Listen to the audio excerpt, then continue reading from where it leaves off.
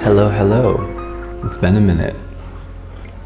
I took a brief hiatus from posting just because I've been super busy, but now I'm back and we're ready for some regular programming. Today, I really want to talk about interior design styles and why I take issue with them. More specifically, why I take issue with defining your interior design style and how I think we should approach interiors instead. And I have a good amount of thoughts on this idea, so I hope I can communicate them well. When I say defining your interior design style, what I'm talking about are those very rigid categories or genres that people use when they talk about interiors. Things like coastal or boho or Japandi. So often I'll see an interior design post on Instagram or TikTok, and without fail, there will always be comments that say what style is this? Or what would you call this style? Or people get really into it and they'll say help, I'm eclectic French country, but my husband is minimal organic modern, what do we do? And it just really rubs me the wrong way to title your taste like this. But my overall issue with this whole premise is just how narrow and two-dimensional it is. I think it encourages people to just copy and paste these very distinct design languages into their space. And I really understand that as people trying to communicate, it's helpful for us to put things into categories. But at the same time, I feel like putting things into these very distinct, rigid boxes definitely hampers creativity and can just kind of destroy any level of nuance or flexibility in design. When you let a very literal aesthetic definition guide your design decisions, you're going to end up with a space that's very flat and frankly just kind of soulless. It's giving AI generated, if that makes sense. And on top of that, I think when you put things into these categories, there's sort of an implication that they're equal to one another. So often I'll see these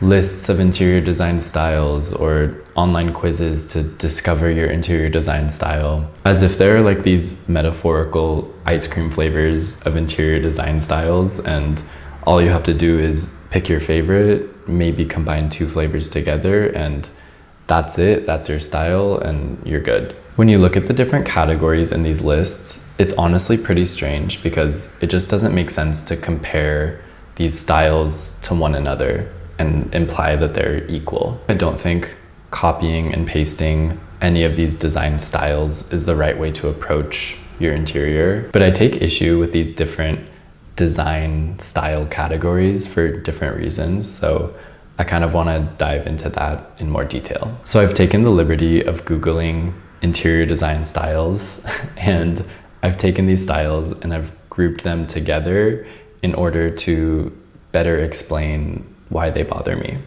I've categorized the categories, if you will, which is kind of silly. So the groups I came up with are regional styles, time period specific styles, kind of meaningless adjectives, specific invented aesthetics, and finally, actual design concepts or philosophies. But before I get into all of those, I want to take a second to talk about the sponsor of today's video, BetterHelp, which is an amazing online platform that connects you with a licensed therapist. Let me just start off by saying that I think what BetterHelp is doing to make therapy more accessible is one of the coolest things. I'm an extremely pro-therapy person. Growing up, my family was always really open about processing our emotions and the importance of addressing mental health. I even have a few therapists in my family, so I have been to a good amount of therapy in my life. But even growing up in that environment, it's not like I was unaware of the stigma that therapy had, which I do think prevents a lot of people from taking that first step and scheduling their first session, which is really heartbreaking because it's honestly one of the most important and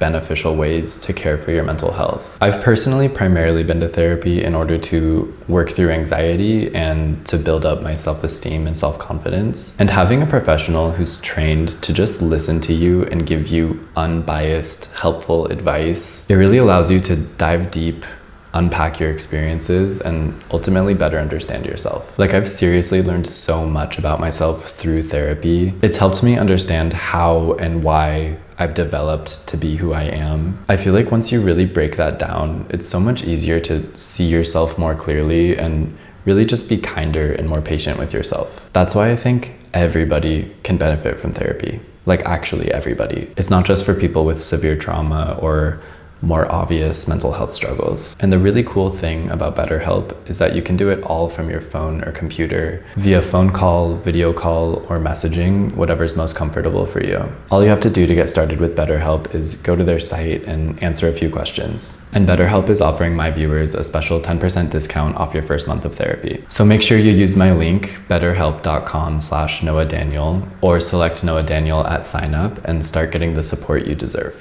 Okay, so what I'm calling regional design styles are basically design languages that are defined by their region or environment, whether it's just a climate like coastal or desert, or a little bit more culture specific design language, things like Mediterranean or Southwestern, Tuscan, maybe French country, things like that. And the thing about regional design aesthetics is they came about for a reason, right? I've talked about this before on my channel, like a lot, honestly. But one of the most important considerations in interior design is response to context, which has a lot of meanings and interpretations, but one of the most obvious and literal meanings is the physical context of a space. So in my opinion, if you're designing a space that's on the coast or in the desert or in any of these regional contexts, that should absolutely influence your design. Regardless of how you define your personal style, I think that's something really important to consider, specifically when it comes to your color palettes and material palettes, because the best spaces are ones that respect and reflect their contexts. And the frustrating thing about grouping these regional design languages into interior design style lists is that it encourages people to think that these regional vernacular design languages are some sort of personal stylistic choice that they can incorporate into their identity and take with them anywhere they go. And to me, it's really odd to take an apartment in New York, for example, and design it as if it's a tropical beach house. If you want your space to remind you of a beach vacation, I think that there are tasteful ways of accomplishing that, but I would never just stamp a literal design language out of its context. Regional design languages are so special and valuable. They help contribute to a sense of place, and I just think it's in bad taste to treat them like some sort of design preference that can be applied anywhere. Okay, and the next group of design styles that I put together from this list are irritating for a similar reason, and these are time period specific design styles. These are things like mid-century, Art Deco, Rococo, Victorian, colonial, also anything with revival in the title. You get what I mean. I obviously think these categories are super useful and important when we're talking about buildings or authentic pieces of furniture that are from these eras. But again, it's strange to me to confuse this with a personal design aesthetic or identity. Mainly just because when people define their taste by a specific era, I think their home ends up feeling very themey and overdone and just kind of overwhelming. It just ends up feeling very off and like you're on some sort of set for a TV show. Also, for a lot of these historic styles, chances are we can't afford an entire home's worth of authentic pieces. So we're probably going to end up buying inauthentic contemporary pieces that are imitating that style, which I'm sure you guys can guess how I feel about that. I do want to specifically call out mid-century modernism here because it's so often misunderstood and people get very confused by those words. If you're interested, you should go watch one of my first videos that I ever did on mid-century modernism. I feel like I plug that video a lot, but I think it's really important. If you love mid-century modern and you feel like it's your personal design style, I would really encourage you to dig a little bit deeper and understand what you love about the modernist theory behind those mid-century spaces, rather than just gravitating to anything that looks like it's from the 50s or 60s. Okay, in the next group, I'm just calling adjectives because they're weirdly vague and don't really mean anything. Mainly, I'm talking about the trifecta of traditional, transitional, and contemporary, which are just descriptive words that somehow had an entire aesthetic tacked onto them. Like, traditional what? Traditional when? You know what I mean? I would also include eclectic in this group because it gets thrown around a lot and it doesn't really mean anything. I feel like what people are talking about when they use the words traditional, transitional, and contemporary is essentially just the level of ornament that they prefer in a space. Like, it's sort of a shorthand for high, medium, and low levels of ornament. That's pretty much the only common thread I see when people use these words to describe spaces. And moving on from those like vague adjectives, I feel like a lot of the other design styles I saw on these lists are these sort of like specific invented aesthetics that I feel like came about in the age of the internet, which might be why they are the way they are. These are things like boho or dark academia, cottagecore, grand millennial, things like that. And the one that probably makes me cringe the hardest is Japandi,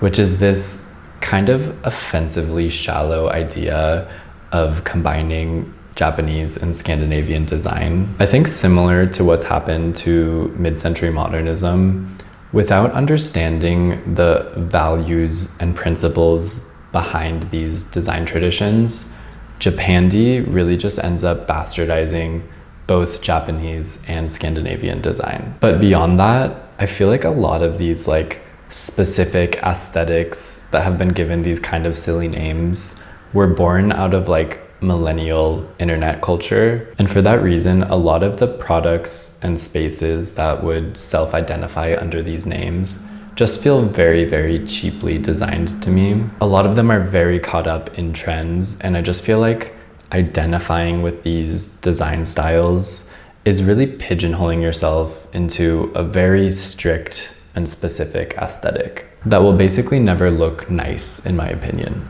Themed spaces never look nice to me. Okay, and finally, the last group that I've identified from these design style lists are what I would call actual design concepts. In my opinion, these are totally legitimate ideas to let guide your design decisions. This includes things like modernism, postmodernism, minimalism, maximalism, and wabi-sabi, along with other cultural design traditions, although I don't think any of them have been misappropriated to the extent that wabi-sabi has. Maybe feng shui in the West in like the 90s, although I didn't see that on any of the design style lists that I investigated. But anyway, as long as you truly understand what these concepts mean and what the values behind them are, I think it's great to keep a design philosophy in mind when you're designing a space. I think the issue with putting these concepts or philosophies on these design style lists is that it reduces them to just a purely aesthetic style, when in reality they're actual theories or movements or cultural traditions of how to approach spatial design. Because if we really understood and respected these design concepts and read the manifestos and writings of designers or historical figures that helped shape these ideas, I think that we would resoundingly agree that it's ridiculous to compare postmodernism with boho or wabi-sabi with Mediterranean. I also want to give a special shout out to all of the design aesthetics that are coupled with the word modern, like modern farmhouse or organic modern, as if there's something inherently non-organic about modernism. More recently, I've seen some really wonderful spaces that I really love, some of which were designed by early modernist architects and designers nearly 100 years ago, being labeled as moody modern or modern folk. And as a modernism enthusiast, this just really bothers me because we don't need to be renaming what those designers were doing just because not everybody understands what modernism is, and especially not for the sake of dictating another very rigid, narrow category of interior design for people to just copy and paste into their space. Okay, so now that I've talked about why I don't really like the idea of categorizing design styles and equating them or adopting them as sort of titles for our personal tastes, I want to talk about what I think we should do instead. I think it's amazing and super important to be inspired by other spaces, but I would really encourage you to think a little bit more macro, like a little bit more conceptually about why you like a certain interior or space. Instead of thinking like,